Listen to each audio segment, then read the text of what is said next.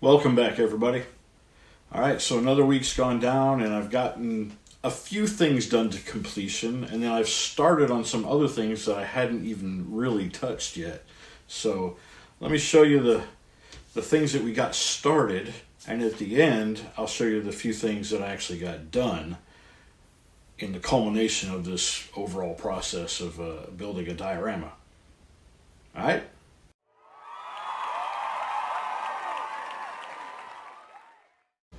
In getting started on the shed or garage or barn, whatever we're calling it, doesn't really matter. Because it's going to be old and, rotting and coming apart, I need to stain my wood pieces to make them look more like old wood. So what I've got is 3/8 inch square. This isn't balsa. What is this? I don't know, maybe poplar or bass. I don't think it's bass. I think it's a lighter wood than that. Anyhow, these are going to be my posts for my barn. We'll just call it a barn for now. But we want it to look like aged silvered wood. So what I have in the tray here is 91% isopropyl alcohol with so far just one dropper full of this Bombay Black India ink. All right, and I did use a popsicle stick to stir it, and you can see where it did stain the end of it. And that's just stirring it around. So we're going to drop these in and let them soak a little while and hope that we get the look we're after.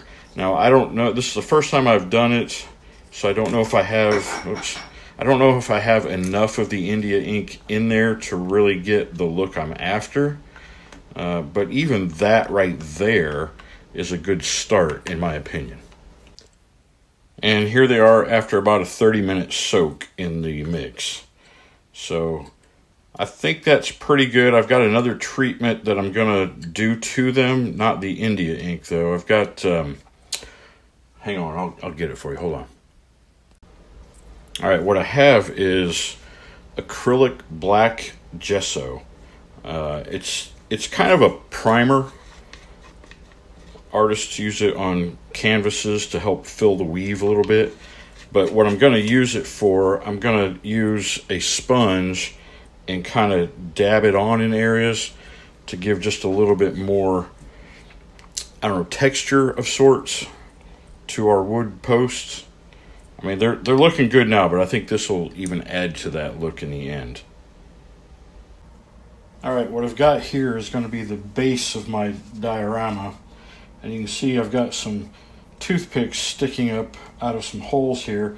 Those are where my 4 posts are going to be for this section of our shed. All right, and it's going to be dilapidated, so we're only building 2 sides and a portion of the roof. I did take my posts and I dipped them a second time, so a little darker. I've got the gesso is on there. These are actually drying still a little bit, so I need to go back over them with a sanding block and get rid of the fuzzies, because I kind of scratched it up with a hobby saw just to get them a little more distressed looking. And then I don't know if you can see around the bottom here, we've got some green staining like moss is growing up from the bottom.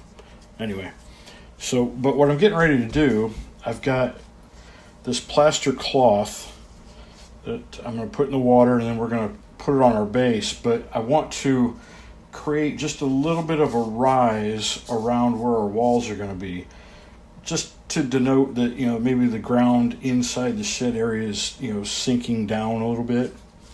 So that's what we're getting ready to do. It's messy. I've never really used this stuff, but it's messy.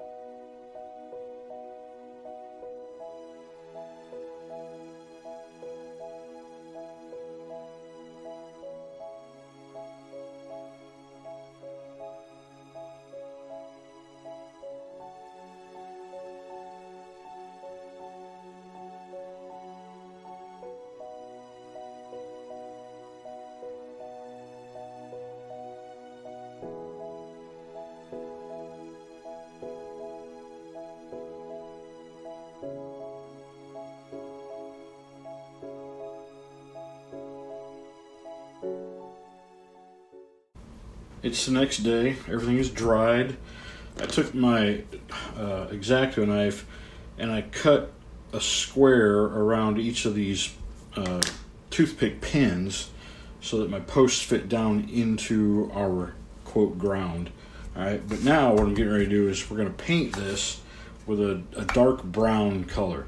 That's just going to be the base for our groundwork. So we're going to have grass and gravel and all that stuff. So this is just the sub color for that.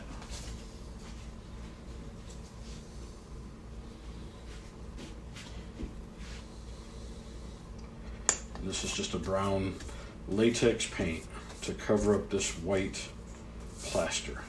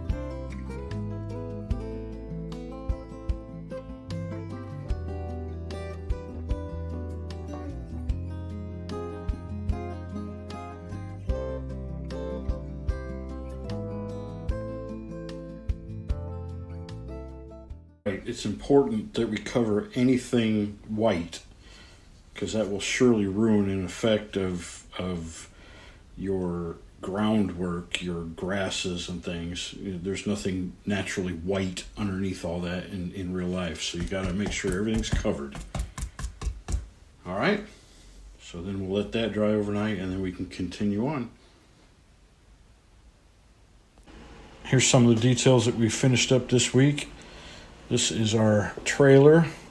Made a couple of sawhorses. Those are going to be in our scene. They're probably going to have the hood on it. So this is entirely scratch built. It's 1/8 inch square evergreen square tubing. Loosely based on plans that I found on the internet and loosely based on a photograph that contains the scene that we're replicating. Although I'm not replicating it exact. It's a loose interpretation, let's say. But yeah, the balsa wood decking got some of the same India ink stain, not nearly as long, so it's not nearly as dark. And then it got spattered with a little more stuff. Some of it's some AK engine grime, I believe. You can see the ends of the board, maybe, that you can see the green, more of that mossy green look. The circles, I had a bottle cap off of like a pump spray bottle, and I just put it into some of my oil paints and pressed it in there. It makes it look like something had sat there and rested, some kind of round thing. Maybe it was a wheel, whatever. And then also with the oil paints, you can see there's some rusting on the trailer frame. And some of that, so the frame I actually sprayed with the mahogany Mr. Surfacer primer. And when it was dry, I went around with, I'll show you here. I went around with some of this stuff on a paintbrush and just kind of dabbed it here and there. So it's a masking fluid. And then when that was dry, then it got sprayed with the semi-gloss black. I think it's X18 by Tamiya. And then once that was dry, then I could go through in fact, just with my thumbnail, and scraped away that masking fluid.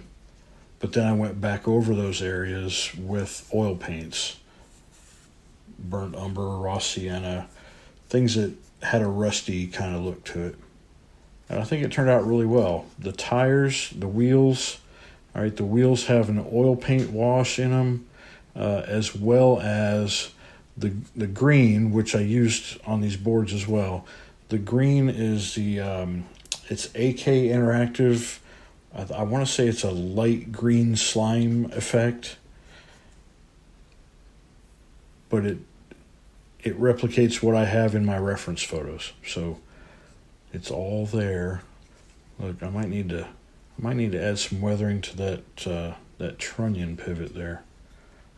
Kind of stands out. Anyway, and then of course I made the landing tongue and crank for it. Rather than put a wheel on it, I just made a pad, like a landing pad, and I may even put a board underneath it, on our ground scene to help support that. And then, we have Kate. Kate is done. Didn't turn out too bad. She is my first ever effort at painting a figure, outside of, the pilot figures that I painted when I was a kid, which I don't count those at all. But this turned out way better than I expected it might. The hardest part actually is the face and skin tone. And that right now has multiple layers of tones and colors. All of it was done with Vallejo bottles of paint. And they have a medium that's a glazing medium that you add to your paint that helps make the paint a little more translucent so that you can get more of a shading with the skin tone. I might still go back in and try to give her some fingernail polish. We'll see. That the right hand is a little bit wonky. The fingertips, I don't think it was molded quite as cleanly as the rest of her was. Of course, she's holding a cell phone. So, but she is perfect for our scene. All right, she is 1/24th scale, and what we're building is in 1/25th scale, but she actually fits perfectly. She is on the small side for 1/24th scale. I have a picture, I'll show it right here, with her standing next to a 1-2-3 block, and she's not even as tall as the block. So, yeah, perfect. All right, so that's going to do it for this week's episode. I'll definitely have more to show next week. Thank you all for coming back and sticking with me, and welcome to any new members I might have gotten this week. If you haven't yet, please subscribe. Love to have you guys tagging along here. And if you got suggestions or comments to make, feel free to do so. Take care, everybody. Peace and love.